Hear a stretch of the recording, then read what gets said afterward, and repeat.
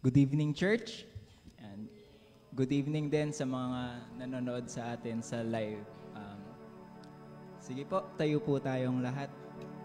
Nawa ay lahat tayong nandito ay excited sa ating gawain ngayong gabi. So, tayo pong mga anak ng Diyos, tinuturuan po tayo na magpasalamat, give thanks in all circumstances. And kahit na hindi natin nararamdaman, alam natin na nandyan ang Panginoon sa atin, na kahit na may problema, alam natin na we have a God who is sovereign, and He is in control. Kaya natin nagagawa na magpasalamat sa kahit anong sitwasyon ng ating buhay. Dahil mahal tayo ng ating Panginoon, Siya ay tapat sa atin. Kaya awitan natin ang ating Panginoon, pasalamatan natin Siya sa Kanyang kabutihan, sa Kanyang pagmamahal sa atin.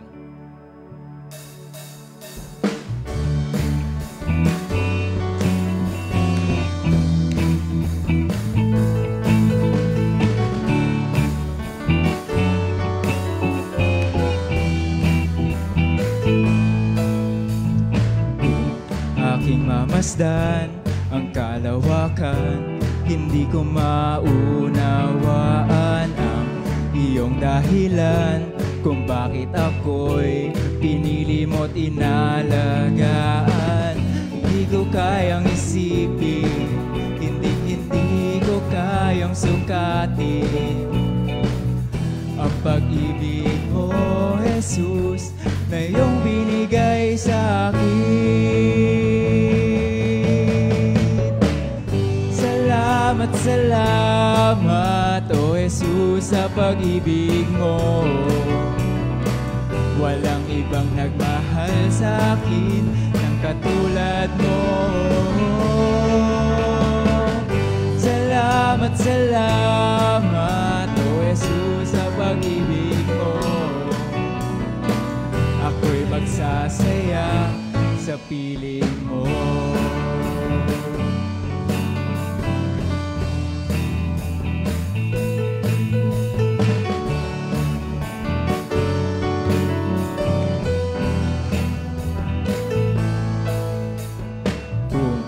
Pagsubok man o kagipitan, ako ay may lalapitan. Ikaw, Jesus, ang aking sandigan, hindi mo ko pababayaan. Hindi ko kayang isipin, hindi ko kayang sukatin ang pag-ibig mo, Jesus, na iyong binigay sa akin.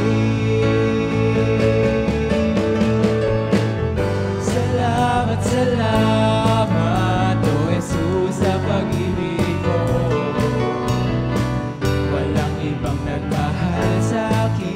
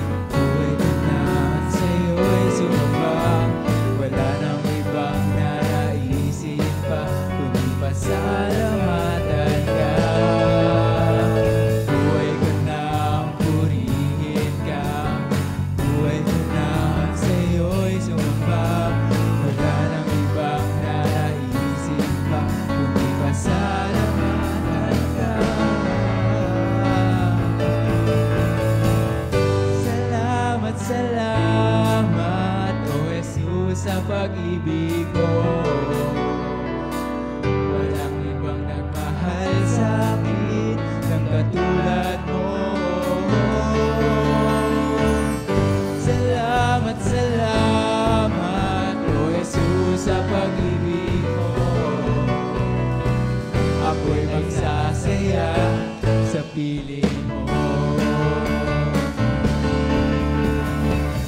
Salamat, salamat, O Jesus, sa pag-ibig mo.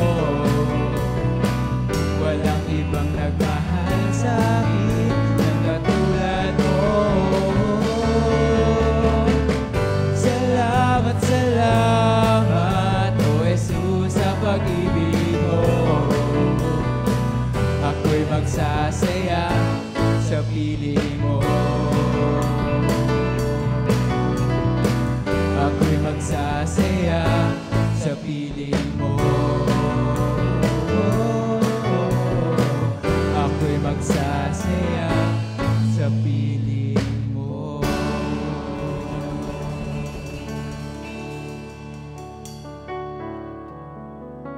Sabi po sa 1 John 4:19, we love because He first loved us.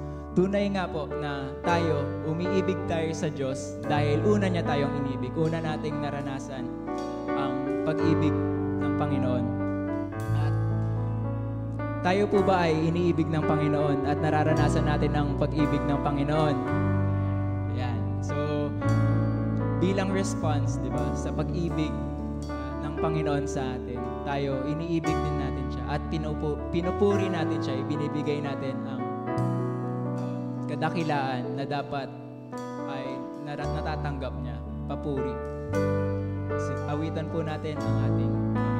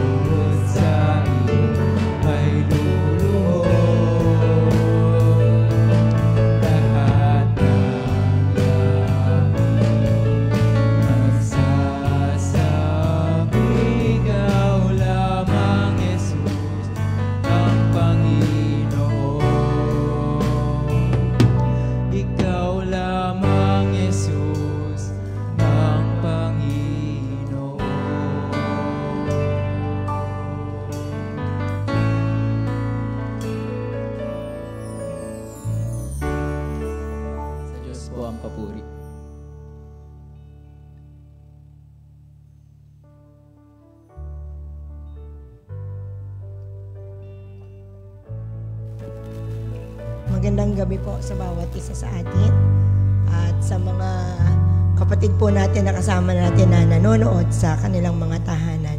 Good evening po sa inyong lahat. Nais ko pong basahin sa inyo ang sinasabi sa mga awit 105, 1-4, Psalm 105 verses 1-4. O give thanks to the Lord, call upon His name, make known His deeds among all peoples. Sing to Him, sing praises to Him, tell of all His wondrous works.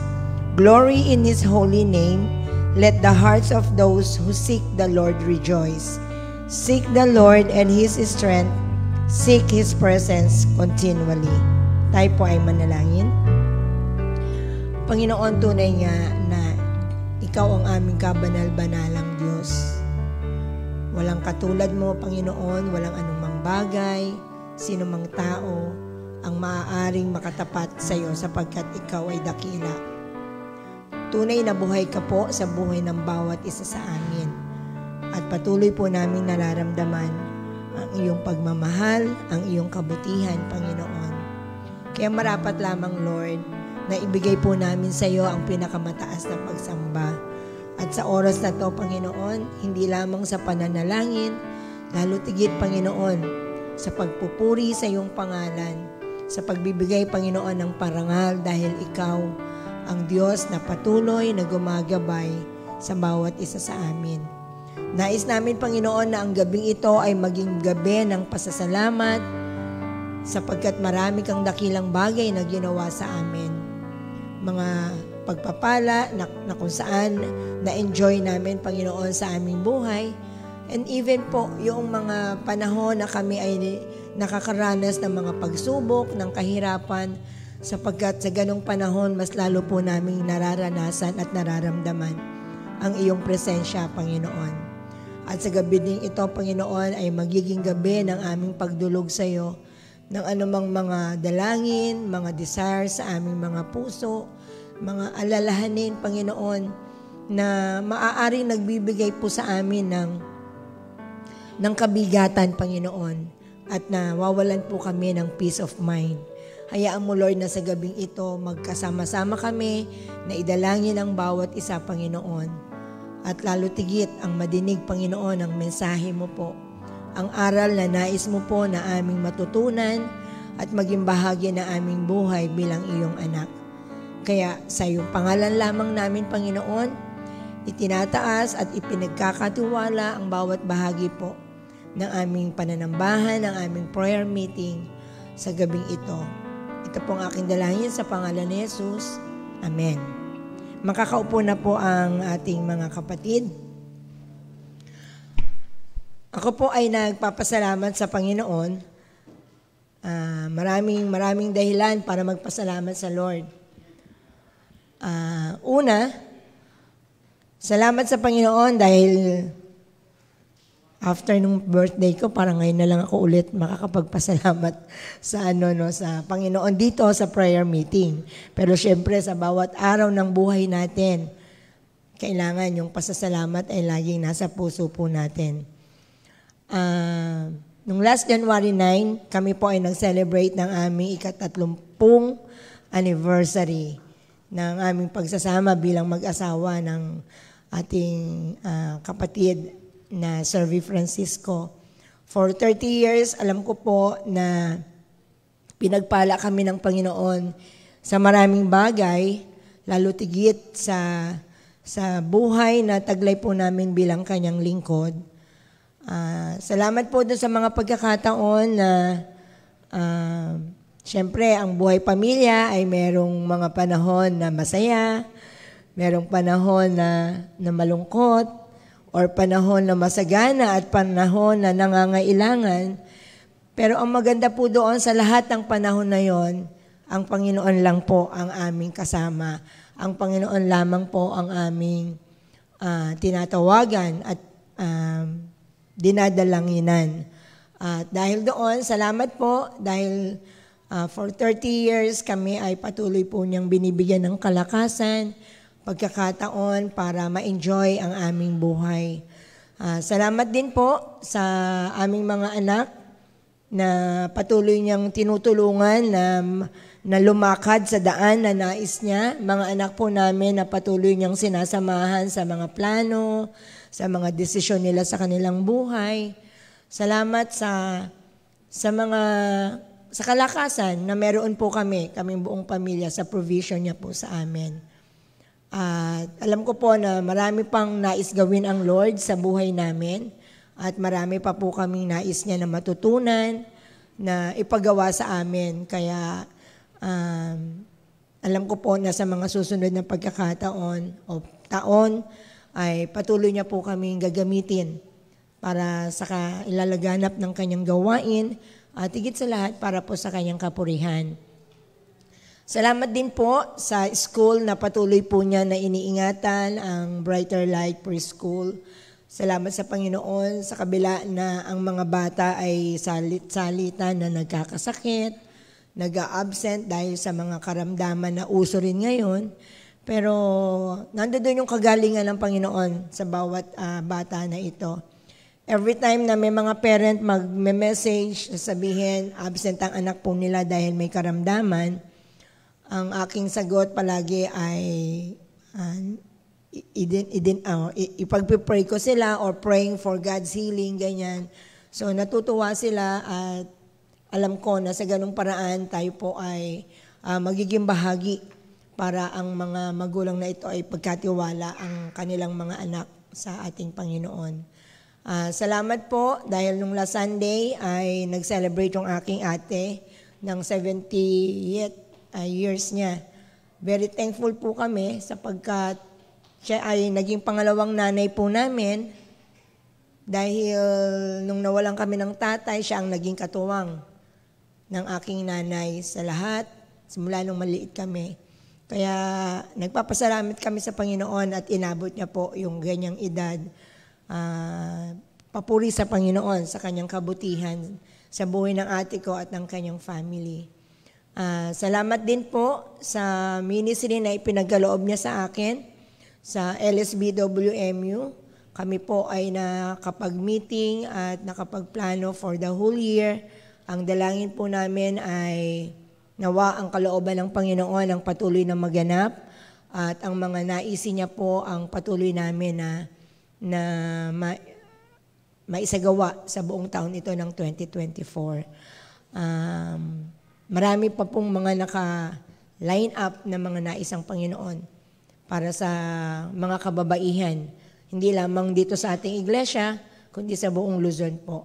Kaya salamat sa Panginoon doon sa mga ganung bagay po na patuloy niyang ipinagkakatiwala sa akin at patuloy na kalakasan po sa kabila ng mga nararamdaman sa katawan, mga taglay na karamdaman, still meron tayong lakas at buhay na dapat nating ilaan sa paglilingkod at pagpupuri sa ating Panginoon.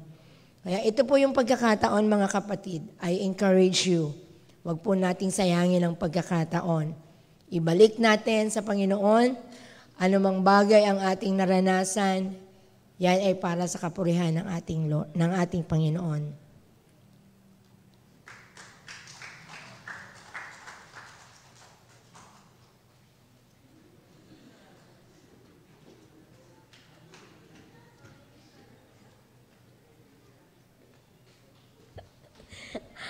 Magandang gabi sa ating lahat. Ako po nagpupuri, nagpapasalamat kay Lord sa araw-araw na binibigay niyang kalakasan, gabay, at biyayang pinagkakalob niya sa araw-araw sa amin. Kaya ako nagpupuri, nagpapasalamat kay Lord. Yun lang po ang aking sinasabi, nagpupuri lang ako kay Lord. To God be the glory.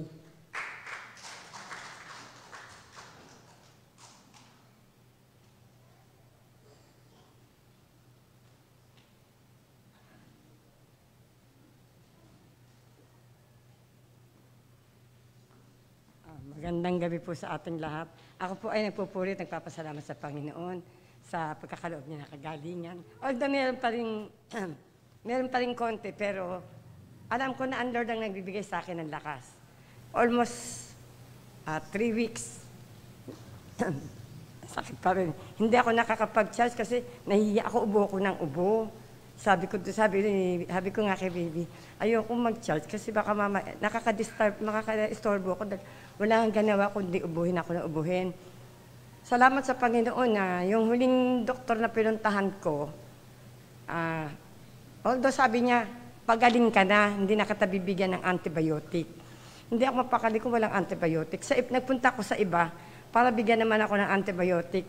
Pagkainom ko ng antibiotic naman, 2 days, gumanda na yung pakiramdam ko. Kaya sabi ko, salamat sa Lord kasi binigyan niya pa rin ako ng... sa ibang doktor naman ako nagpunta para mabigyan ako siguro ng tamang gamot para sa akin, para sa patuloy kong kagalingan. Kasi ang hirap-hirap, almost 3 weeks, hindi normal yung tulog ko. Wala akong ginawa kundi umubo, nakaupo lang ako dahil ubo ko ng ubo. Nahihirapan ako, pati yung katabi ko hindi sila makatulog dahil nga sa sobrang ubo. Tapos magpipray ako, sabi ko, Lord, hipuin mo po ako ng kamay mo. Sabi ko, yung lalamunan ko. Pamaya-maya maghihinto siya. Makakatulog ako ng mga 5 minutes, 10 minutes, uubo na naman ako. Kaya sabi ni baby, magpatingin ka, magpa-doktor ka na. Nagpa-doktor ako, holiday, walang doktor. Tapos nagpa-doktor ako noong nakaraang yun nga yung 2 doktor yung napuntahan ko. Salamat sa Panginoon, tinuro niya ako sa tamang doktor na nagbigay sa akin ng huling gamot na siyang naging instrumento para sa kagalingan ko. Binabalik ko ang papuri ko sa salamat sa Panginoon.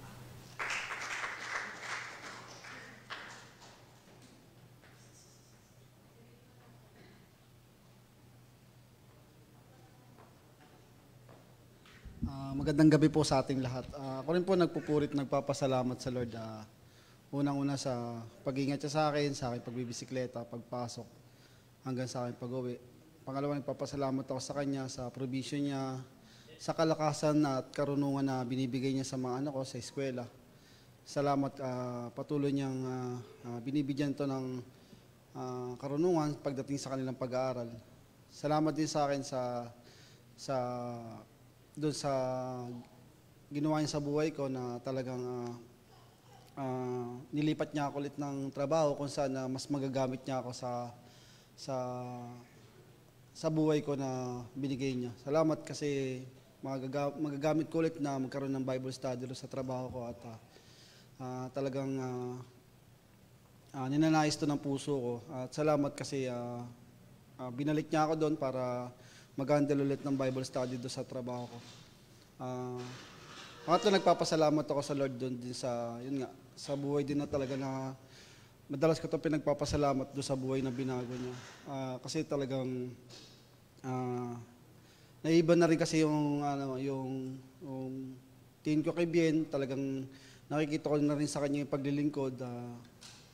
Salamat ako sa Lord kasi talagang kagabi nung natapos na rin siya rito, dinaanan ko siya kasi alam ko nandito pa siya nung gabi na yun. Salamat ako sa Lord kasi sakto naman pagdating ko dyan sa harapan, pauwi na rin siya, natapos niya na rin yung mga ligpitin dito.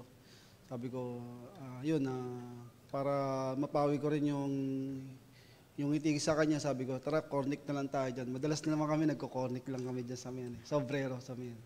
Ayun, hanggang sa nagbike kami, pares kami, umikot lang, tapos yun, umuwi na kami. Salamat kasi talagang nakita ko na sa kanya yung pagbabago, talagang kahit naman din sa mga young moms, kasi sabi ni Teacher May doon sa nag-aayos doon sa kasal ni Alvin, walang half day, puro whole day kayo lahat. Yun, di sila talaga nagsipasok talaga sa trabaho. Salamat ako sa Lord kasi talagang nandun yung support nila pagdating sa kapatid sa Panginoon. Ganoon naman kung paano tayo makikilala ng mga tao sa paligid natin, doon sa pag-ibig na meron tayo sa mga kapatid natin, sa pagsuporta, sa pagtulong, talagang makikita nila na kung sino yung mga magkakapatid sa Panginoon, kung sino talaga yung disipulo ni Kristo. Pagdating sa mga ganong pag-ibig, pagtutulungan, talagang salamat sa Panginoon, talagang doon lang nadidevelop na talaga yung karakter na gustong ituro sa atin ng Panginoon pagdating sa mga ganung bagay. Salamat sa kalakasan, sa pag-iingat niya sa bawat isa sa amin sa bahay. Kaya binabalik ko ang papurit pa sa salamat sa Panginoon.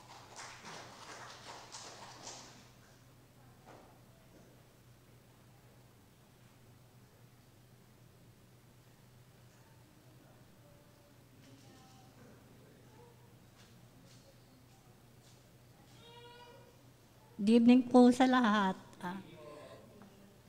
Magpapakilala po muna ako kasi nung nakaraan hindi ako nagpakilala. Ako nga pala si Victoria Ancheta sa dalaga, Santos sa asawa. Kwento ko lang po yung struggle ko ng buong 1 linggo.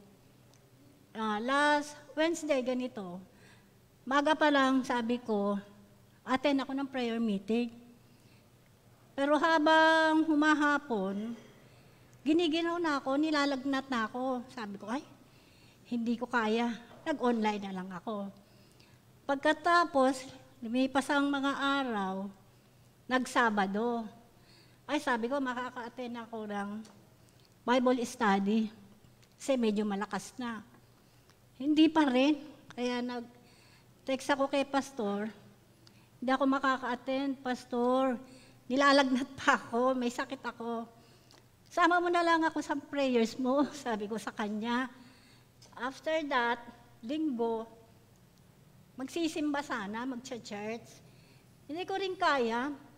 Doon na ako nagpatingin sa doktor na bakit ako giniginaw, bakit ako nilalagnat. Laboratory ang sabi sa akin. Lunes, nagpa-laboratory ako.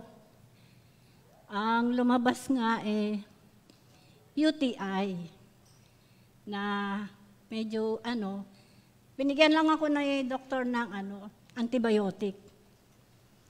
Kaya ngayon, eto ko sa harap nyo, magaling na dahil sa Lord. Kasi lagi niya akong sinasamahan. Tsaka iba yung kakilala mo siya. Iba yung Diyos na buhay na kinakausap mo at sumasagot sa'yo. Kaya nga sabi ko, Lord, ikaw na bahala sa akin. Kasi ganito eh. Sabi naman niya sa akin, okay lang yan, makaka-attend ka, sabi niya. Kaya ito ko ngayon na ma-attend. Kaya papurit pa sa salamat sa ating Panginoon na hindi niya tayo iniiwan, hindi niya tayo binibitawan, lagi niya tayong hawak. Thank you, Lord.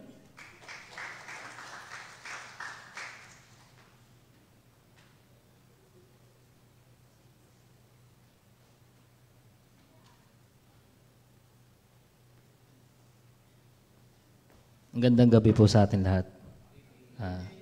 Gusto ko lang din po magpasalamat sa Lord. Doon sa nairaos namin na kasal namin ni Binyel, sa masaya at makabuluhang kasal. At naramdaman namin yung pag-ibig ng bawat isa po sa atin dito. Ramdam na ramdam po namin na mag-asawa yung pagmamahal niyo po sa amin. Yung mga tumulong, mga nag-aasikaso, yung mga naglaan ng oras. Salamat po sa Lord sa ganung bagay po na naranasan po namin. At salamat po kasi sa yung bagay na yung after nung kasal, yung mga pinsan ko na nagpatid ng message sa akin, ang ganda raw nung kasal namin, solemn na solemn daw po. At ramdam na ramdam po nila. Sa ganung bagay po, sabi ko,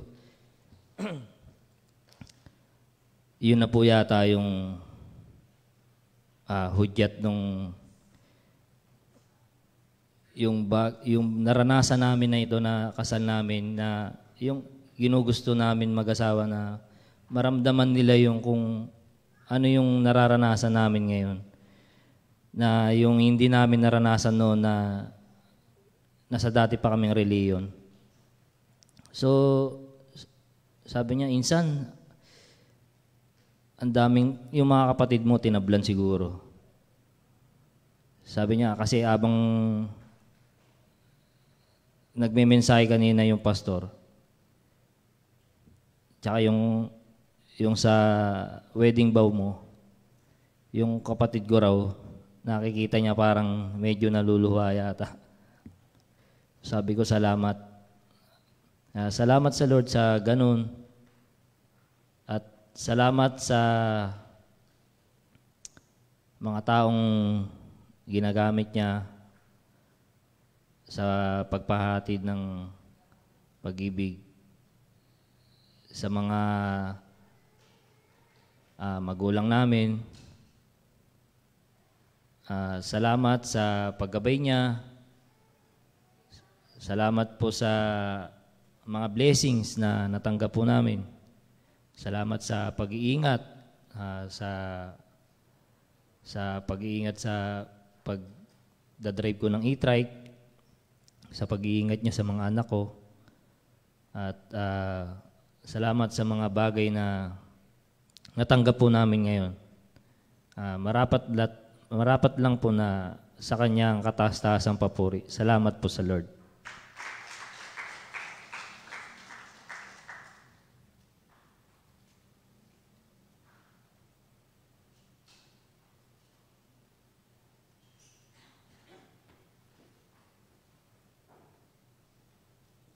Amen. Maraming salamat po sa Panginoon.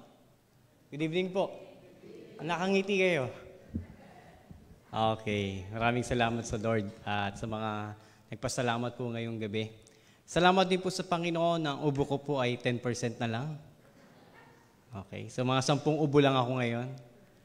At okay lang po kahit pumunta kay radio ng inuubo basta naka-face mask. Natural na lang po ngayon ang umuubo ngayon. Pag hindi ka po umuubo, abnormal ka. Ay, joke lang. So again, let's thank the Lord for this wonderful evening. Tayo po'y manalangin. Tingin po natin ang patnubay ng Panginoon sa ating pag-aaral. Dakilang Diyos na aming Ama at makapangyarihan sa lahat, tunay nga po na kayo po ang kadahilanan kung bakit po kami naririto ngayon. Kung bakit po kami mayroong desire pumunta sa lugar na ito, nais namin magtipon, makinig ng iyong salita. Kung bakit kami nagbabago, Panginoon.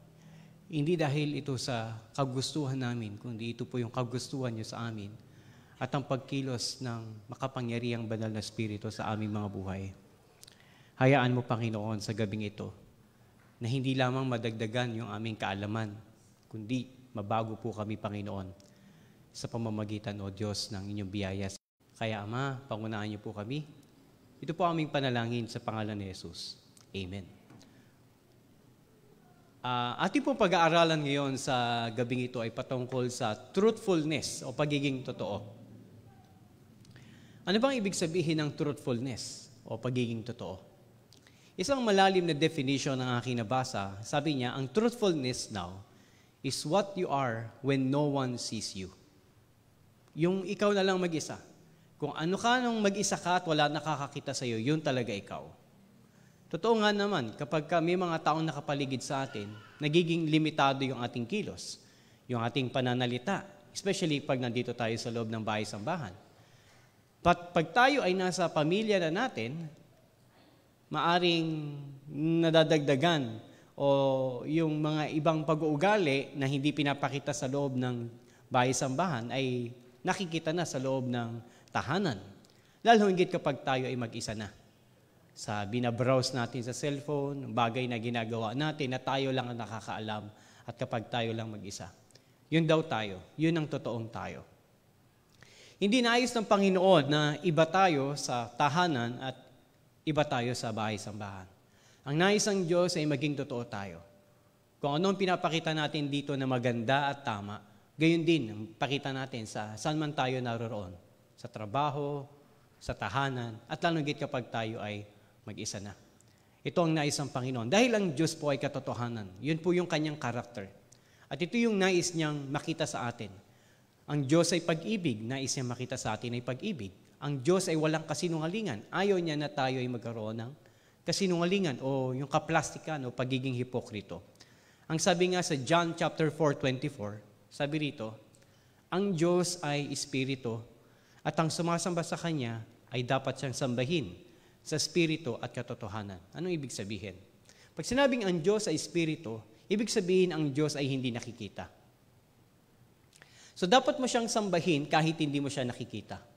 Hindi mo kailangan magkaroon ng imahen o anumang medium para sabihin mong ito yung dapat na pagsamba. Hindi ka dapat merong luhuran para manalangin. Ibig sabihin, pag wala na yung imahe na yun, hindi ka naluluhod, hindi ka na mananalangin. Espiritu ang Diyos. Ibig sabihin, hindi siya nakikita, so dapat sambahin mo siya kahit walang nakakakita sa iyo. Siya din ay katotohanan. So dapat siyang sambahin sa espiritu at katotohanan. So pag sinabi nating espiritu, ibig sabihin, hindi siya nangangailangan ng lugar.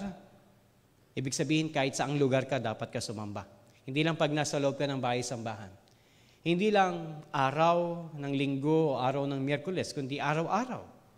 Dahil ang Diyos, hindi lang siya buhay o nakakaramdam ng pagsamba at paghingi ng pagsamba sa atin during araw ng linggo at Miyerkules. Araw-araw na isang Diyos at sambahin natin siya. Siya rin ay katotohanan. Ibig sabihin, dapat makatotohanan ang iyong pagsamba, hindi pakitang tao.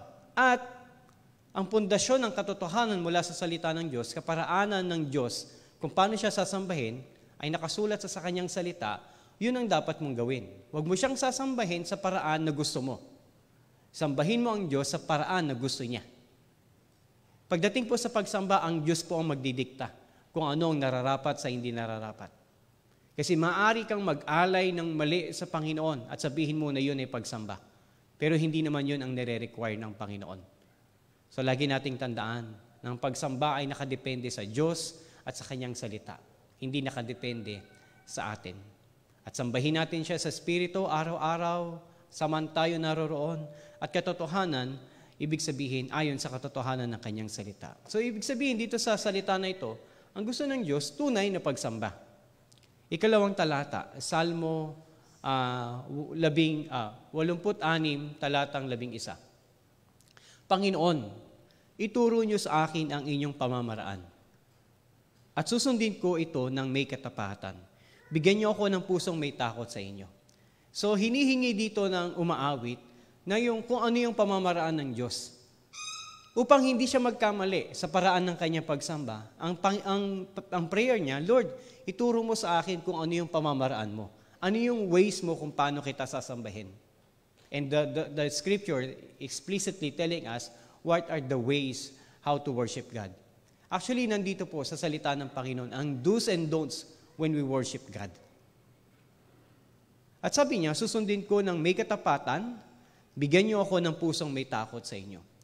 So, once you experience or once you know kung ano yung paraan ng Panginoon, how to worship Him, all you have to do is to do it. Apply it. That's it.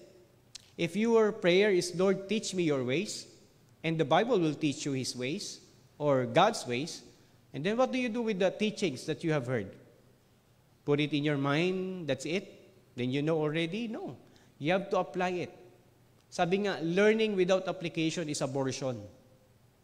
Ibig sabihin, ang pagkatuto ng walang ginagawa ay walang kwenta. Yun na lang ibig sabihin nun. Ang nais ng Panginoon na matuto tayo, nais din niya na makita yon sa ating buhay. Para nga tayong humarap sa salamin kapag tayo nakikinig ng salita ng Diyos. Matapos mong malaman ang iyong karumihan, anong gagawin mo? Pananatiliin mo lang? Pagsisisi mo, at tanggalin mo, aalisin mo yon. Para kang humarap sa salamin, nakita mo meron kang dumi sa mukha, tapos umalis ka na hindi mo tinanggal yung dumi sa mukha mo. Yun yung pagsamba na kung saan ay pagpapaimbabaw o hindi totoo. So dapat, kapag tayo nakikinig daw ng salita ng Diyos, yung mga bagay na tumimo sa ating puso, gawin natin. Halimbawa, na-convict ka, magbasa ng Bible. Did you read the Word of God the very next day? Okay, yes, sabihin natin, nagbasa ka. How about the day after that day? Kung hindi na, wala rin pagkatuto. So ang nais ng Panginoon, hindi lang tayo maging marunong, nais din niya na gawin din natin yung bagay nating natutunan. That is the right worship. Another text, 3 John chapter 1 verse 4. Wala nang higit na makapagpapasaya sa akin, kundi ang malamang namumuhay ayon sa katotohanan ang mga anak ko sa pananampalataya. And this is the desire of every pastor. Ito ang desire ng inyong mga pastor. Na alin? Mamuhay tayo ayon sa katotohanan. Ayon sa salita ng Panginoon.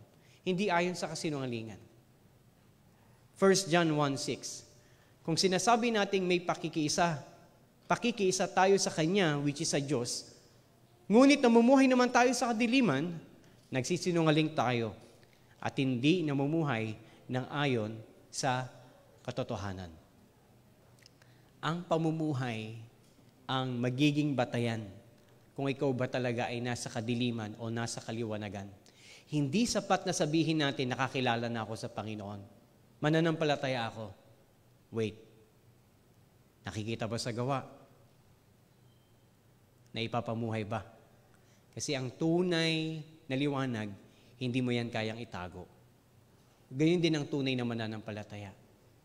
Lalabas at lalabas yung bagong buhay na meron tayo. So, ngayon pinag-aaralan natin patungkol sa katotohanan at katapatan. Ang title ng ating mensahe ngayon ay Tapat na Pakikipag-ugnayan sa Diyos. At ang ayaw ng Panginoon, yung hindi tapat, yung hindi totoo, yung plastic, yung paimbabaw, yung sinungaling. Yan ang ayaw ng Panginoon. At ito po yung kanyang paghahatol sa mga Pariseyo at mga tagapagturo ng kautusan. Basahin natin ang Mateo 23, talatang 16 hanggang 22. Ang sabi ng ating, sabi ng salita ng Panginoon, "Kay saklap ng inyong sasapitin, mga bulag na taga-akay. Sinasabi ninyo kung sino man ang manumpa sa ngalan ng templo ay wala iyong kabuluhan. Subalit kung ang sino man ay manumpa sa ngalan ng gintong nasa templo, siya ay mananagot. Mga hangal at mga bulag, alin ba ang mas mahalaga? Ang ginto o ang templong nagpapabanal sa ginto?" Dito muna tayo. Tinuturo ng mga Pariseyo at ng mga tagapagturo ng kautusan, kapag nangako ka raw sa ngalan ng templo, walang halaga yon. Kailangan mangako ka doon sa ginto na nasa templo. Parang pag nag-promise ka, "Lord, I promise, in your temple, by your temple, I will do this." No, hindi raw maganda yung pangako na yon. Para mas makatotohanan yung promise mo, kailangan mangako ka doon sa ginto na nasa templo. Bakit? Kasi yung ginto, mas mahalaga yon kaysa sa bato. Ang sabi ng Panginoon, mga hangal, ano bang mas mahalaga? Yung ginto o ang templong nagpapabanal sa ginto? Which is more important? Of course, the temple. Alisin mo yung ginto ron, it's still a temple. Pero alisin mo yung temple, ginto lang itira mo, is it a temple? No. It's just a gold. So, ang sinasabi dito ng mga Pariseyo, kapag ka nag-pex man ka raw, mamatay man, mas maganda raw yung pangako na yon. Parang sa panahon natin ngayon, di ba? Kapag nangako ang isang tao, promise, okay, pinky swear. Kailangan mag-pinky swear pa. Pag hindi raw totoo yon. Kailangan magganyan ka pa, mag-cross my heart, hope to die. Yun daw ang magandang pangako sa Panginoon. Yun daw ang magandang pangako. Kapag ganun daw, totoo daw yung sinasabi ng isang tao. No. You do not have to add anything to tell the truth. Your yes is a yes and your no is a no. Hindi mo kailangan pexman pa. Alam mo kung bakit minsan ng mga tao kailangan ka pang ipinky swear? O bakit kailangan pang, sige, mag-promise ka muna. Why? Ibig sabihin, hindi naniniwala sa'yo. Yung yes mo is not enough. You have to do something more than that in order for others to believe about you. Right? Parang mga anak ko. Diba? Minsan. Kailangan ko pang sabihin nila, sige, bibili kita bukas. Promise? Bibili mo ako bukas? Oo, promise, bibili kita bukas. Bakit kailangan may promise pa? Kasi alam nila, pag sinabi ko lang, di naman ako bibili ni Daddy. Pero pag nag-promise, mayroong bigat yon. Sorry, no? Pero dapat maging enough na yung yes natin. Diba? Maging enough na yung yes natin. Minsan, hindi tayo napapaniwalaan ng mga tao at kailangan pa nila ng additional para maniwala lang sila sa atin. Halimbawa, yung sobrang pagbibiro, minsan, hindi rin maganda eh. Bakit? Kasi hindi nila alam kung kailan ka nagbibiro at kailan ka nagsasabi ng totoo. Di ba? Totoo ba yan o baka joke lang? Di ba? Minsan maging maingat din tayo. O kaya unahan na rin natin. Kung nagjo-joke tayo, sabihin natin, hindi, joke lang. Unahin na natin. Kasi pag nasanay sa atin, baka wala nang maniwala sa atin at lahat ng sabihin natin sa kanila ay biro na lang. Now, ang pinapakita dito ng Panginoon, hindi mahalaga kung nangako ka ba sa templo o nangako ka sa ginto. Ang mahalaga kung sino ang nakakarinig ng pangako mo. Ito man ay pangako mo sa ngalan ng templo, ito man ay pangako mo sa ngalan ng ginto na nasa templo, it doesn't matter. Because God hears your promise. Ang pangako mo sa tao ay para mo na rin pangako sa Panginoon. Amen? Kahapon yung kasal, tama? Kahapon yung kasal ni Alvin at ni Viniel. Sila po ay nangako sa isa't isa. At yung pangako na ginawa nila, of course, pangako nila yun sa kanyang partner. Pero lalong higit, pangako nila yung kanino? Sa Panginoon. Kung hindi nila gawin yun, hindi lang sila nagtaksil sa kanilang asawa. Nagtaksil din sila sa Panginoon. Tayo rin, kung mangako tayo sa ating mga anak, gawin natin. Kasi kung hindi natin gawin, hindi lang natin binigo ang anak natin. Binigo rin natin yung Diyos. Kasi lahat ng pangako natin, i-honor yan ng Panginoon. Katumbas yan ng tama o tapat na pananalita mo. At in fact, alam ng Panginoon yung puso natin, kung nasa loob ba natin na gagawin ba natin siya o hindi. Amen? Now, ikalawa, then mamaya titignan natin yung mga lessons. Now, verse 18, at sinasabi pa ninyo, kung sino man ay manumpa sa pamamagitan ng dambana, wala iyong kabuluhan. Subalit, kung sino may manumpa sa pamamagitan ng alay na nasa dambana, sino mang manumpa sa pamamagitan ng alay na nasa ibabaw ng dambana, siya ay mananagot. Meron na daw yung bearing. Meron na raw yung accountability. Mga bulag, alin ba ang mas mahalaga? Ang alay o ang dambana na nagpapabanal sa alay? Napapansin natin, ano yung mas mahalaga sa mga Pariseyo at mga tagapagturo ng kautusan? Ginto at alay. Alam niyo kung bakit? Bakit gusto nila na dapat may alay? At bakit gusto nila na dapat merong alay din na ginto sa templo? Sa kanila rin kasi mapupunta yan eh. Kumbaga, kung bakit nila binibigyan yun ng importansya, kasi materialistic sila. Di ba? Parang, halimbawa na lang, hindi tatanggapin ng Panginoon yung barya. Dapat, ang tinatanggap ng Panginoon, yung mga malulutong at 3 tao. Tama ba yun? I don't think so. Mas pinapahalagahan nila yung alay kaysa sa dambana o altar. Mas pinalalagahan nila yung ginto kaysa sa templo. Why? It shows kung ano ang nasa puso nila. Materialism. I'm not against with material blessing. Again, hindi masama ang material blessing. Ang masama po, yung materialism o yung pagiging materialistic. Yung nakatingin na lang tayo sa mga material na bagay. Kaya gustong-gusto nila lang, hindi, dapat mangako ka sa alay. Ibig sabihin, kailangan mag-alay ka muna bago ka mangako. Why? Kasi yun ang mas importante sa kanila. Yung mga bagay na mapapakinabangan nila. Kaya sabi ng Panginoon, mga mapagpaimbabaw. Diba? Porque kailangan may alay para mangako? No. Next, verse 20. Ang sabi ng verse 20, kaya't ang nanunumpa sa pamamagitan ng dambana ay nanunumpa sa pamamagitan niyon. At lahat ng bagay na nasa ibabaw niyon. At ang nanunumpa sa ngalan ng templo ay nanunumpa sa pamamagitan niyon at sa mga naninirahan doon at sa kanya na naninirahan doon. Ang nanunumpa sa ngalan ng langit ay nanunumpa sa harapan ng trono ng Diyos at sa kanyang nakaupo doon. Ibig sabihin, ang lahat ng iyong pangako, promise at covenant, kanino mo yun ibinibigay? Regardless kung kailan mo binanggit at saan mo binanggit, kanino yun? Sa Diyos. Kaya bago ka magbitaw ng anumang salita at pangako sa Panginoon, mag-ingat ka at pakaisipin mo. Dahil lahat ng lalabas sa bibig natin ay magiging laban sa atin kapag hindi natin ginawa. Napakaraming bagay akong narinig. Kapag nagkatrabaho ako, Pastor, ipag-pray mo lang magkatrabaho ako. Pag nagkatrabaho ako talagang ibibigay ko ang lahat sa Panginoon.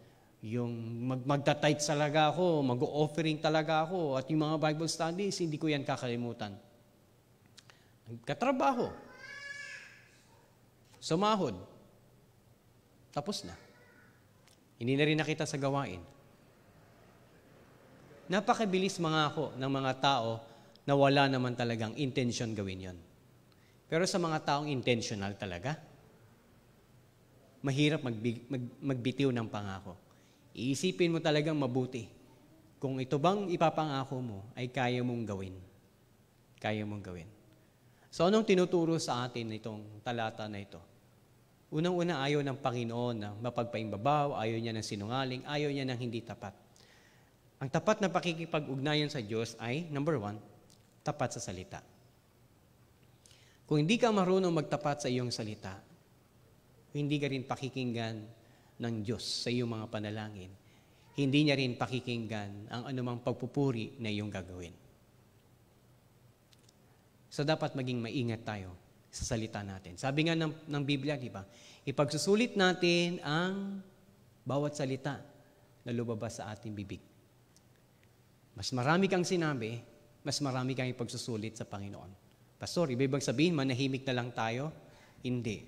Ang ibig lang sabihin, huwag kang magbitiw ng mga salita na wala kang intensyon gawin.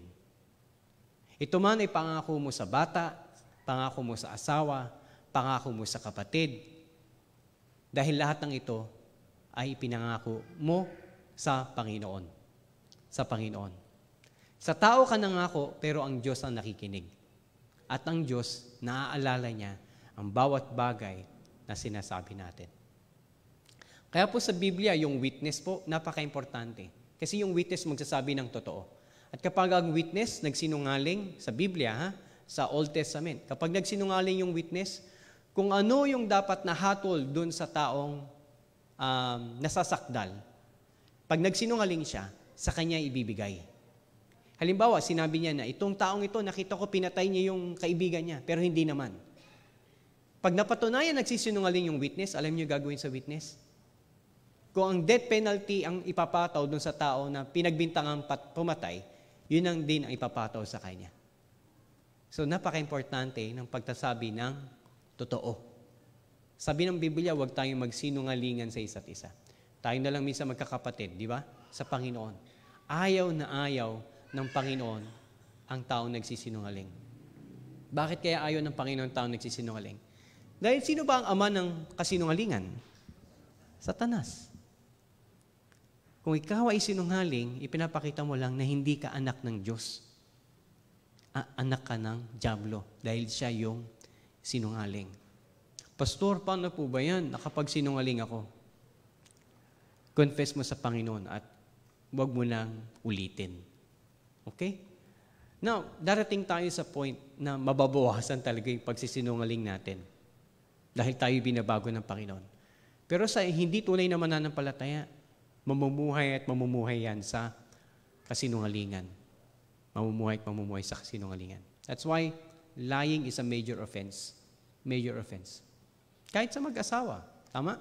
Kapag nagsinungaling ang partner mo, will you believe sa another statement na gagawin niya? You will be confused. Ano ba talaga ang totoo? Dahil hindi ko na alam ang paniniwalaan ko. Ganon din sa tao. So mag-ingat po tayo sa ating mga salita. Lalong higit sa mga pangako. Kung hindi mo kayang gawin, anong dapat mong sabihin?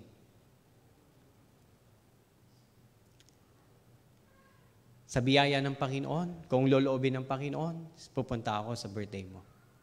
Okay? Pero may mga bagay na dapat kang mangako. Okay? May mga bagay na dapat kang mangako, may mga bagay na hindi ka dapat mangako. Dahil hindi mo kayang gawin. Halimbawa, sa mag-asawa, dapat ba silang mangako o hindi? Susubukan ko maging tapat sa iyo. Huwag mong pakasalan. Okay? Dahil kailangan niyang mangako. Ibig sabihin, kailangan niya yung gawin. Walang oras ang pipiliin na hindi niya yun gagawin. Kailangan niyang gawin yun. Okay? Maging buhay man ang kapalit, kailangan niyang gawin yun. Pagpunta sa birthday, pwede kang mangako kung gusto mo talagang pumunta at determinado kang pumunta. Pero kung hindi ka makakapunta, dahil nga meron ka mga bagay na gagawin, sabihin mo, kung loloobin ng Panginoon, makakapunta ako. Sa mga bagay na we need to be indefinite, and there are things that we need to be definite because they are worthy of definition. May mga bagay na dapat kang mangako dahil kinakailangan yun sa isang relasyon. Sa Panginoon, nangangako tayo. Upang hindi tayo magkaroon ng half-heartedness, kasi pag hindi ka rin nangako, magiging half-hearted ka eh. Maaaring hindi mo gawin, hindi naman ako nangako sa Panginoon, hindi ko na lang gagawin. O pwede kong gawin. Hindi dapat ganon. Sa mga bagay na totoo, maaari kang mangako. Pero sa mga bagay na hindi mo control, huwag kang mangangako. Katulad ng mga pagpunta-punta lang sa mga lugar o kaya sa mga party, we cannot make a promise. But with the things that worthy of our commitment, we need to. We need to. And we have to be truthful with our words. Tapat sa Panginoon, tapat saan? Sa salita. Tapat sa salita. The whole day, anong madalas natin ginagawa? Speak. Tama? Yan ang madalas na activities natin. Sa lahat ng mga aktibidades natin sa araw-araw, ang salita ang pinakamarami. Kaya nga, di ba, ang dila, ang sabi ng Bible, bagaman maliit, makapangyarihan. Di ba? So, very important yung words. Very important yung words. And this tongue is very delicate. Delikado po yan. Kaya kailangan, we need to know how to control our tongue. Tapat sa salita. Secondly, tapat sa gawain ng Diyos. Okay? Hindi, mas importante yung ginto kaysa templo. Mas importante yung alay kaysa dambana. Lahat ng bagay importante kapag ito'y ukol sa Panginoon. Amen. Lahat ng bagay na ukol sa Panginoon importante. Halimbawa, Wednesday. Ano mas mahalaga? Wednesday prayer meeting or Sunday worship service? Ano mas mahalaga? Parehas. Parehas. Hindi mo pwedeng mas mahalaga ang Sunday, Pastor. Kasi yun yung resurrection ng Panginoon. Hindi pwede. Lahat ng bagay, lahat ng araw, pantay-pantay sa Panginoon. Yung attitude mo should be the same. Anuman araw. In fact, ang pagsamba natin, it's not only during Wednesday and Sunday. When do we worship God? Tuwing kailan natin dapat sinasamba ang Diyos? Araw-araw. Linggo man to o Lunes man to. Dahil lahat ng bagay ay ukol sa Panginoon. Tapat sa gawain ng Diyos. Mapunta naman tayo sa gawain. Okay? Ano mahalaga? Anong pinakamahalagang parte ng gawain natin? Sabihin natin linggo.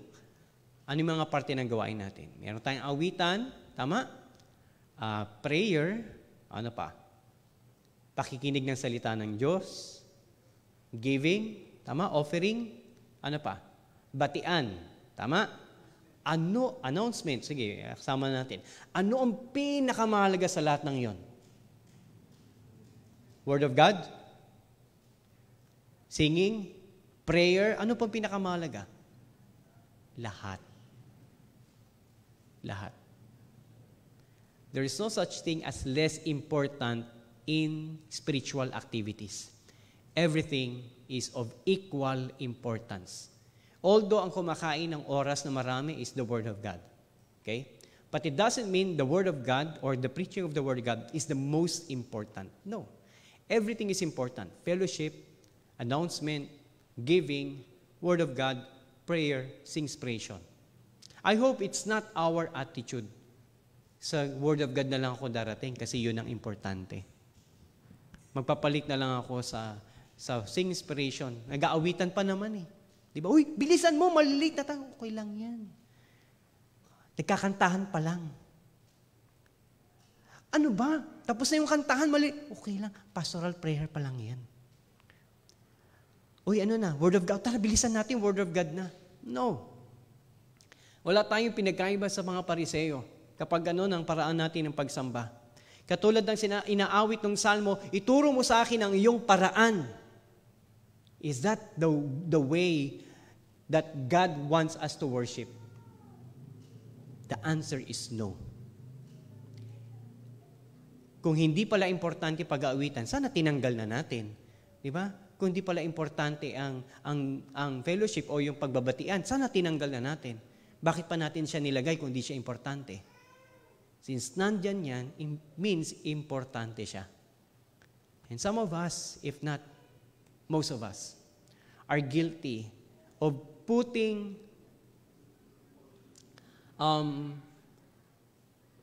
priorities or importance, value sa mga bagay na akala natin walang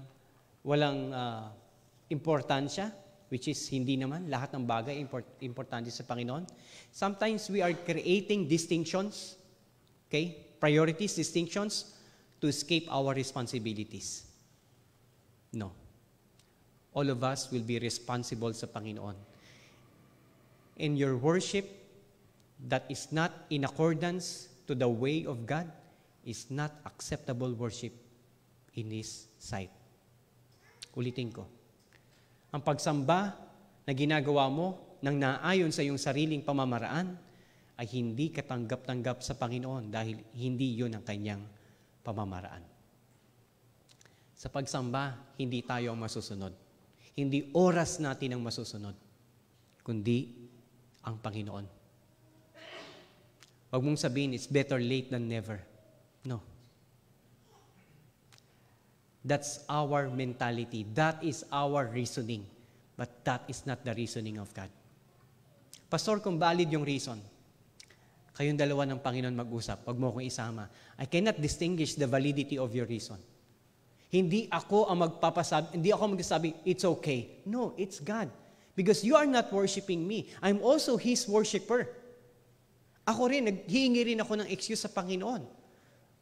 Sumagot ba ang Panginoon? Sabi niya, okay, valid yung reason mo. Wala ako narinig. Hindi ko pa narinig sumagot ang Panginoon. But the Word of God will tell you. The Bible will tell you if it's really valid or not. God will be our judge, not me. And not you either. Again, tapat sa gawain ng Diyos. Lahat ng gawain, amen? Lahat ng gawain. Lahat ng panahon. Lahat ng oras. Napakaganda ng awitin. Sa lahat ng panahon, Diyos ka sa amin. Sa lahat ng oras. Hindi lang linggo, hindi lang sa araw ng pakikinig, sa lahat ng panahon.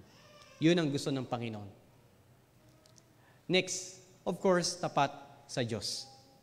Itong mga Pariseo at Saduceo, nagtatapat sila sa mga material na bagay. Yun ang mas mahalaga sa kanila. Ang sabi ng Panginoon, kung hindi ka mapagkakatiwalaan sa mga material o maliliit na bagay, hindi ka rin mapagkakatiwalaan sa mga spiritual na bagay. That's why do not belittle your giving to the Lord. Yung pagbibigay sa Panginoon, huwag mo yan maliitin. Kasi kung hindi ka nagtatapat sa pagsamba sa Panginoon sa pamamagitan ng pagbibigay, hindi ka nagtatapat sa Panginoon. Ulitin ko. Minsan pinalalagpas natin yung pagbibigay, no? Iniisip natin na mahirap ako at wala akong kakayanan magbigay. Alam niyo sa Bible, walang nagdahilan ng kahirapan dahil kaya hindi sila makapagbigay. Hindi po 'yun dahilan. Ang dahilan kung para hindi ka makapagbigay, alam niyo po yung dahilan para hindi tayo makapagbigay? Kapag hindi nararapat ang Diyos bigyan. Ang tanong, hindi ba siya karapat-dapat?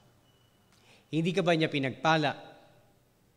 The fact na nakakain ka, the fact na meron kang mga material na pagpapala, it means pinagpala ka ng Panginoon. Again, mga kapatid, God sees what I do not see. Kaya ang Diyos tumitingin sa puso Kasi ito yung bagay na hindi ko kayang tignan. At Diyos lang ang nakakakita. Kaya huwag mong isipin, makita ako ni pastor o hindi naman ako nakikita ni pastor. Baka makita ako ni kapatid o hindi naman ako nakikita ng kapatid.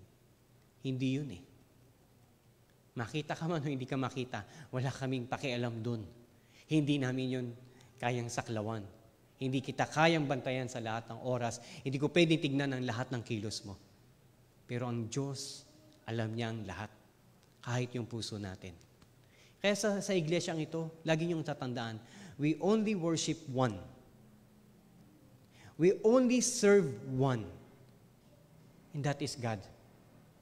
At kung hindi tayo tapat sa Diyos, hindi rin tayo magiging tapat sa kapatid at sa gawain ng Panginoon. That is the main priority of our faithfulness.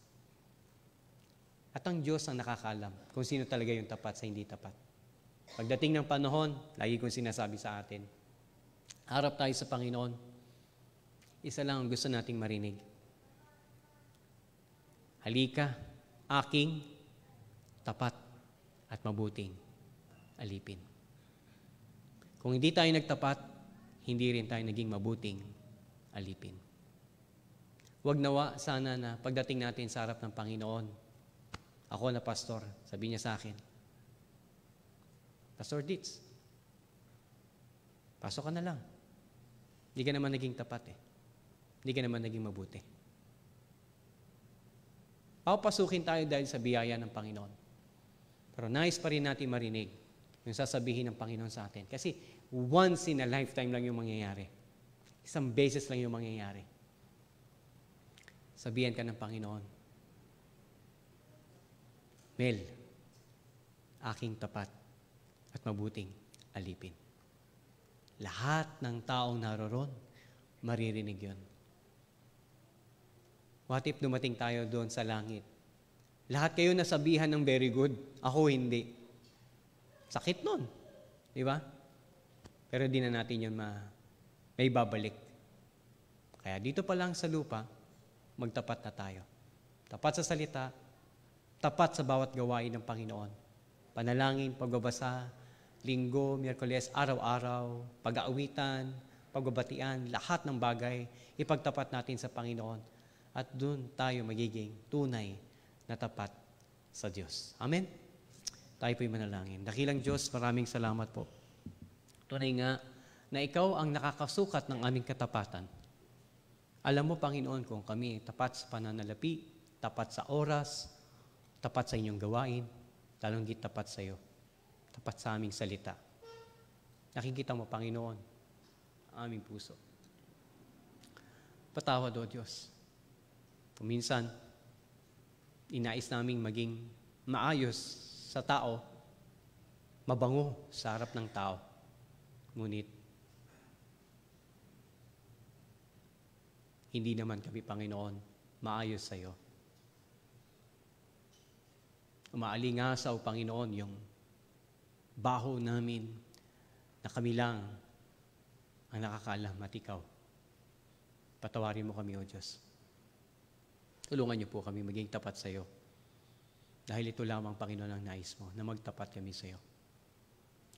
Sa mga salita na aming sinasabi, kalonggit po ako na pastor, na marami akong sinasabi patungkol sa iyo. At ang tanong is, nagagawa ko ba lahat ng bagay na sinasabi ko? Kami, Panginoon, ng mga leaders, ay napakalaki ng aming responsibility sa inyo at sa kapatid. Ganun din ang aming mga kapatid sa Panginoon. Tulungan mo kami maging tapat sa lahat ng bagay na aming sasabihin.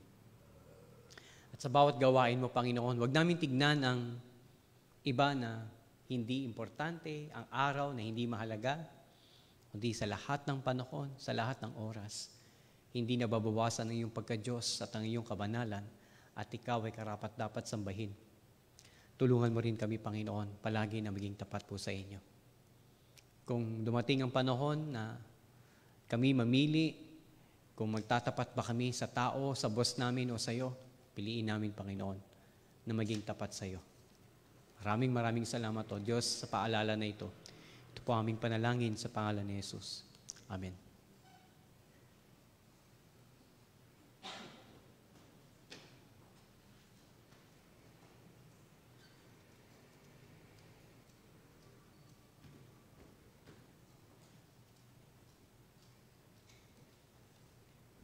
Salamat po sa Panginoon para sa mensahe na atin pong narinig. Ang katapatan po ay nakikita at nararamdaman yan ng bawat isa sa atin. Kaya hayaan natin na sa buhay natin at sa bawat bagay natin gagawin at Sa bawat araw na lilipas, oras na lilipas, ang katapatan ng Panginoon ang patuloy na makita at maghari sa ating mga buhay. And this time, kagaya na sinabi po kanina ng ating pastor, ang gawain ng pagbibigay ay bahagi ng ating katapatan. No? Makikita ang katapatan sa ating Panginoon. Kaya wag po nating palagpasin ang pagkakataon na tayo ay makapagbigay, makapag-offering para sa gawain ng ating Panginoon. Sa school po, meron kaming Children's Bible Hour every first Friday. At pag-offering na po, kinakanta nila yung song na magbigay tayo sa Panginoon, tayo ay magbigay. At ang kasunod po nun, siksik, liglig, at umaapaw ang balik. Okay? May mga pagkakataon, hindi natin maranasan ang pagpapala ng Panginoon kasi hindi tayo nagbibigay. Diba? So sa simpleng awit po na yun ng mga bata, magbigay tayo sa Panginoon, siksik, liglig, at umaapaw ang balik. Kaya tinatawagan ko po ang ating mga tagalikom ng ating kaloob.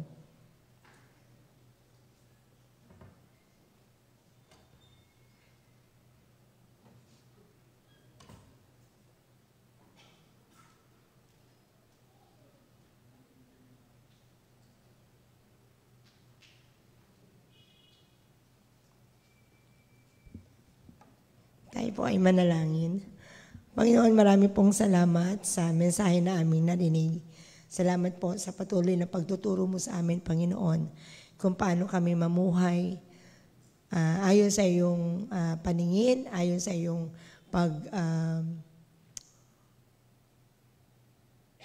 pamantayan, Panginoon. Salamat sa patuloy na pagpapaalala mo sa amin at pagtuturo ng katapatan, Panginoon, ay nire-require mo sa amin, Panginoon, bilang iyong mga anak.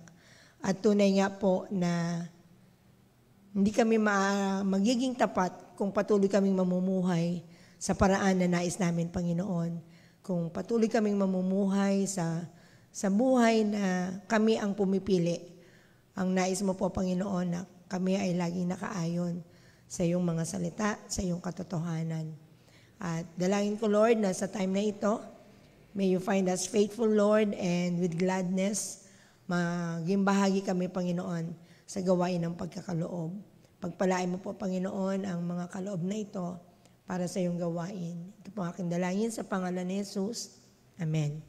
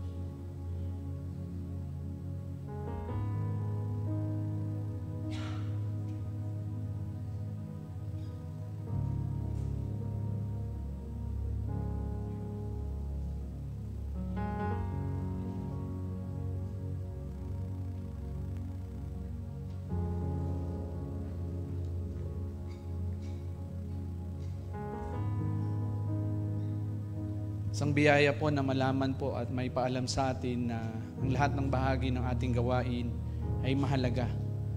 Maging yung ating announcement. Kaya sa mga ganong oras at pagkakataon na tayo sumasamba, panatilihin po natin ang ating sarili na nasa presensya ng Panginoon at mananatili din tayo sa mga gawain na ito hanggang sa ito ay matapos. Sa oras po na ito, tayo po ay magpapatuloy sa ating gawain ng pananalangin. Ako po ay patuloy na lumalapit sa inyo na ako po inyong samahan at patuloy natin idulog ang mga panalangin na ito sa ating Panginoon. Tayo pong lahat ay yumuko at panalangin po natin ang ating church, ang ating mga kapatid, ang ating mga gawain. Let's pray. Diyos naming Ama sa langit, maraming salamat po sa buhay na inyo pong pinagkaloob sa amin. sa kalakasan na patuloy niyo pong pinagdadaloy, Panginoon, sa araw na ito. Maraming salamat for sustaining us from morning hanggang sa oras na ito, Panginoon, ay nararamdaman namin at patuloy na nararanasan namin ang ibayong lakas at pagnanais, Panginoon, na laging makibahagi sa iyong gawain at lalong higit manatili sa iyong presensya. Kaya po, O Diyos, pinupuri ka namin at pinapasalamatan sa oras na ito dahil alam po namin na wala kaming magagawa, kundi ang lahat ng bagay na ito ay kayo po ang nagtuturo at nagdadala sa amin upang pagpalain mo ang aming buhay, hindi lang po ng mga material na bagay, kundi lalong higit mga pagpapalang espiritual. At patid namin, Panginoon, na ang pakikibahagi namin sa gawain na ito mula sa pag-aawitan, pakikinig, hanggang sa oras na ito ng pananalangin ay naglalaman ng iyong biyaya sa amin. Biyaya na tutulong at magdadala sa amin sa paglago bilang mga anak at lingkod mo, Panginoon. Maraming salamat, Panginoon. Patuloy namin kinikilala sa oras na ito na ikaw ay nasa aming kalagitnaan. Ikaw, Panginoon, ang siyang nangunguna sa amin. Ikaw ang nagtuturo sa amin, Panginoon, na maunawaan namin ang higit sa lahat ng iyong salita. Pagkilos, conviction, Panginoon, na makita namin ang kahalagahan ng paglakad sa buhay na ito. Paglakad ng tapat at nakapagbibigay ng kaluguran sa iyong pangalan. Panginoon, sa oras din po na ito, nais ko pong itaas sa iyo ang iglesyang ito, ang Barrio Obrero Baptist Church. Hilahin ko po, Panginoon, na patuloy mong pagtibayin ang bawat sulok, Panginoon, ng iglesyang ito. Hindi lang sa structure, hindi lang po, Panginoon, sa building na ito, kundi mismo sa mga lingkod, mga mananampalatayang nagtitipon-tipon dito upang sumamba sa iyo, Panginoon. Lord, patuloy mong patatagin ang bawat mga kapatid na iyong tinawag sa lugar na ito at gamitin ng buhay ng bawat isa upang matupad, Panginoon, ang iyong kalooban, lalong higit sa komunidad na ito. Panginoon, tinataas ko rin po sa iyo ang mga pastor at ang aming mga servant leader, Panginoon, kung saan magkatuwang, Panginoon, ang bawat isa po sa kanila upang pangalagaan, palaguin, at dalhin, Panginoon, ang iglesyang ito, hindi lang po sa buhay na masagana, kundi sa isang buhay na karapat-dapat sa iyo. Maraming salamat, Panginoon, sa kanilang dedikasyon. Maraming salamat dahil ikaw ang kanilang mahal. Maraming salamat dahil ikaw, Panginoon, ang dahilan kung bakit po nila ginagawa na kami po ay tulungan, turuan, at gabayan.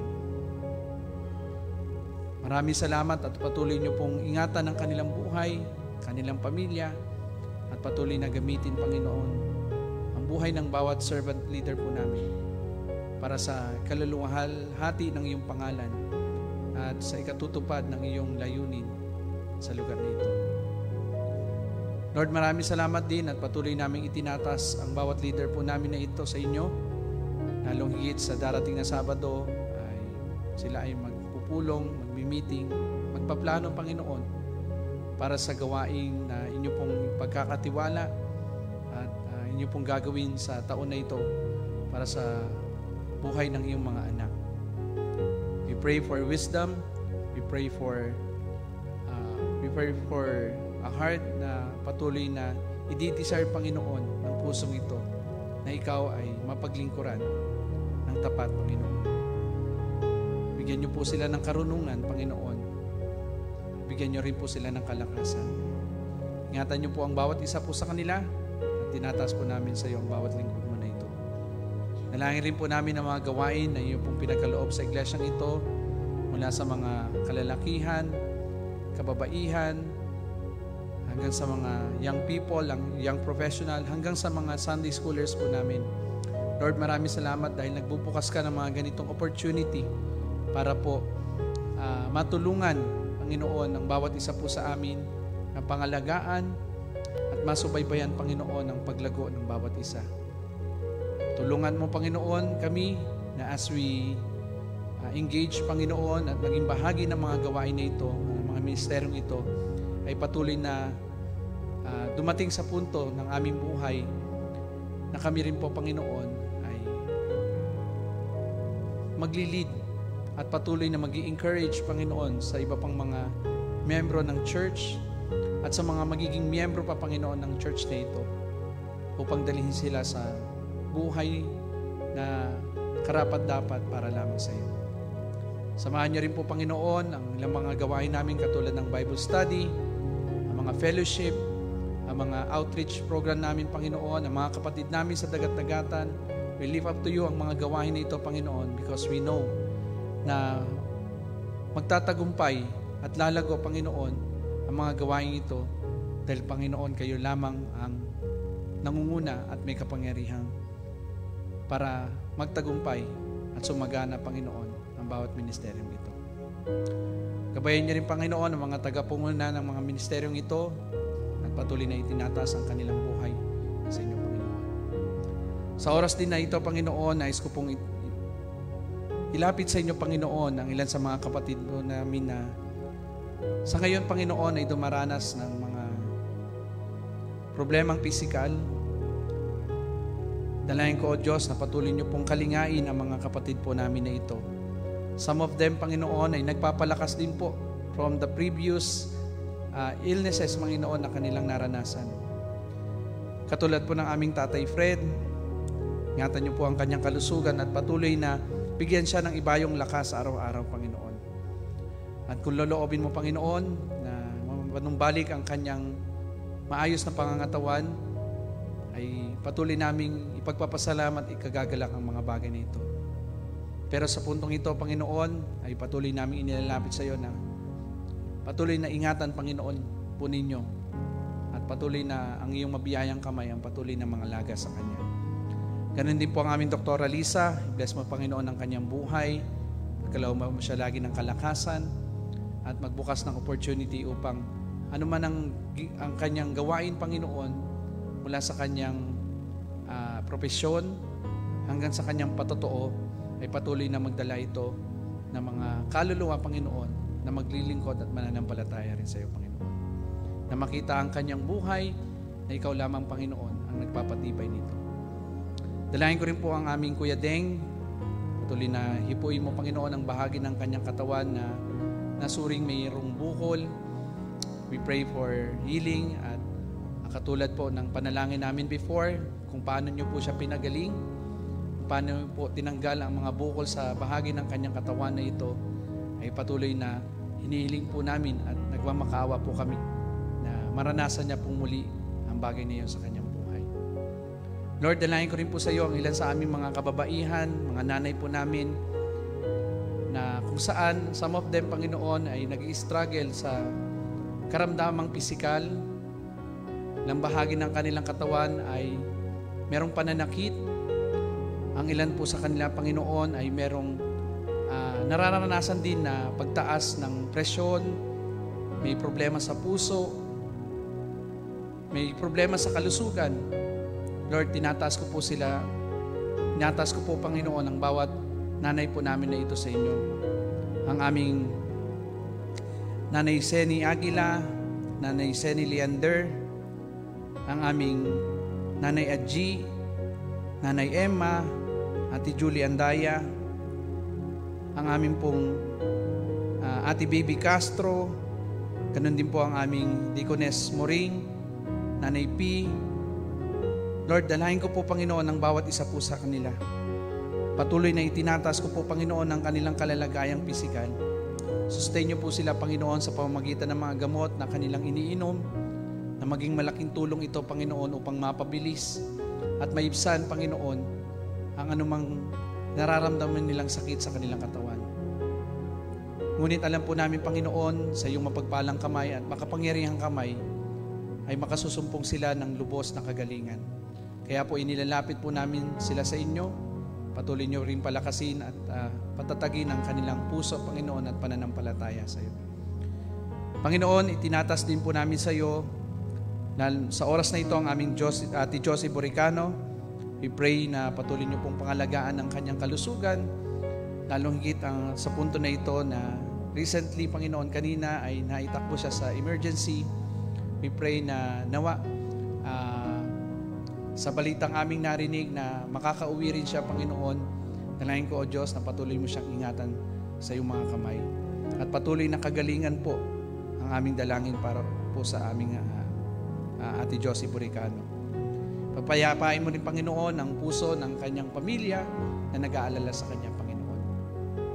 Lord, dalangin ko rin po sa inyo ang kapatid po ng aming Nanay Emma na si Ate Gwen. We pray for healing and provision po sa kanyang buhay, lalo na sa period na ito ng kanyang karamdaman. Nanawa makita niya, Panginoon, sa period na ito na ikaw lamang ang kanyang lubos na kagalingan at panampalatayanan sa kanyang buhay. Panginoon, tinatas ko rin po sa iyo ang aming Deacon Sunny Bautista. We pray for complete healing po din sa kanyang physical na katawan. Aming Pastor Sam, we pray for yung healing ng kanyang mga sugat ay patuloy na mapabilis ito, Panginoon, hanggang sa lubusang siyang lumakas at magamit muli sa iyong kaharian at sa mga gawain na kung saan, Panginoon, mo siya itinalaga. Lord, tinataas ko rin po sa iyo ang aming Tatay Efren, lalo na sa kanyang tuhod, Panginoon, na nahihirapan po siyang lumakad. Pagamat may mga gamot o anumang mga ipinapahid sa kanyang paa, Panginoon, ay naroon pa rin ang pain. Kaya, Panginoon, kami po ay nagmamakaawa sa inyo. Tulungan niyo po siya, Panginoon. Ano man ang pain na kanyang nararamdaman, every time na nakakaramdam siya nito, Panginoon, ay patuloy mong bigyan ng kaibsan, Panginoon, ang kanyang nararamdaman, at kung yung pong loloobin, ay pagalingin siya mula sa karamdaman na ito. At tinataas ko rin po sa iyo mga kapatid namin na merong mga ubo, sipon o lagnat sa oras na ito. We pray for healing, Panginoon, din po sa mga kapatid na ito. We also lift up to you, Panginoon, ang ilang pa mga kapatid namin na wala man sila rito, Panginoon, ay patuloy na itinataas po namin ang kanilang buhay at kalalagayan. Maaring ang ilan sa kanila ay nag-struggle din spiritually. I pray, Panginoon, na mapagtagumpayan nila ito, Panginoon, sa tulong at biyaya mo sa kanilang buhay. At patuloy na itinataas ko po, Panginoon, ang mga panalangin po na ito sa inyo. Dalangin rin po namin sa iyo si kapatid na RJ. Hilumin mo, Panginoon, yung bahagi ng kanyang kamay na mayroong sugat at natahi from the previous accident na kanyang naranasan. Patuloy mo itong pabilisin, Panginoon. At nawa, loobin mo rin na kung magkakaroon ng opportunity ay maibalik sa ayos yung isang bahagi ng kanyang daliri, Panginoon, na natahi, Panginoon. I pray na mapanumbalik ito sa normal nitong kalalagayan. Lord, maraming salamat, Panginoon. Maraming salamat dahil alam po namin na sa lahat ng panalangin na ito ay meron na po kayong itinugon sa amin. Itinugon na mas mabuti kaysa sa mga bagay na gusto namin, Panginoon. Kaya po, Panginoon, pinagtitiwala po namin ng lahat ng ito sa iyong mapagpalang kamay. Ingatan niyo po, Panginoon, ng bawat panalangin at kapatid po namin na ito na aming itinataas po sa inyo. Maraming salamat, O Diyos. Sa iyo po ang pinakamataas na papuri at pagdakila sa pangalan po namin, Panginoong Yesus. Amen. Sige po, tayo po ay makakahanap po ng ating magiging partner po that we could share yung ating prayer request, and after a few minutes, we will be closing in prayer po.